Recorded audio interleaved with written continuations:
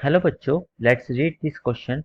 Each of these questions contain two statements, assertion and reason. Each of these questions also has four alternative choices, only one of which is the correct answer. You have to select one of the codes A, B, C and D given below and A, B, C, D आपको assertion reason के बारे में बता रखा है. Assertion, a body may be accelerated even when it is moving uniformly, and reason, when direction of motion of the body is changing the body must have acceleration. So assertion में हमें given है कि body accelerate करेगी अगर वो uniformly move कर रही है.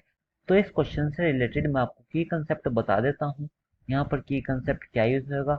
जब भी आपको अगर ये वर्ड दिखता है कि आपकी बॉडी यूनिफॉर्मली मूविंग है या यूनिफॉर्म मोशन में है, इसका सिंपल सा मतलब ये है कि आपकी body moving with constant velocity.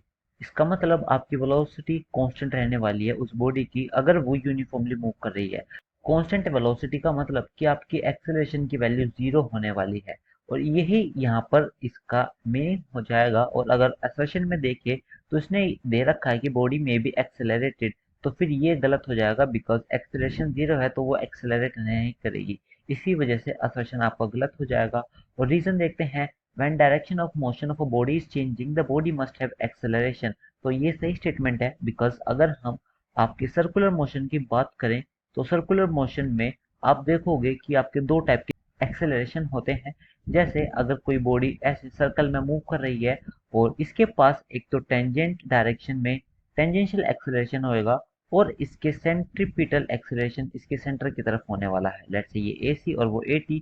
तो अगर आपकी बॉडी कभी भी मूव करेगी किसी भी या कहीं पे टर्न करेगी तो उसके पास एक एक्सेलरेशन जरूर होएगा जो कि उसके सेंटर की तरफ एक्ट कर रहा होगा और वही उसका सेंट्रिपिटल एक्सेलरेशन डायरेक्शन चेंज करने में हेल्प करेगा. इसी वजह से आपका जो रीजन है ये सही स्टेटमेंट है.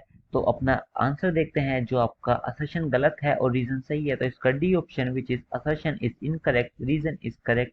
सो this is the correct answer. I hope you understood this. Thank you so much. Take care.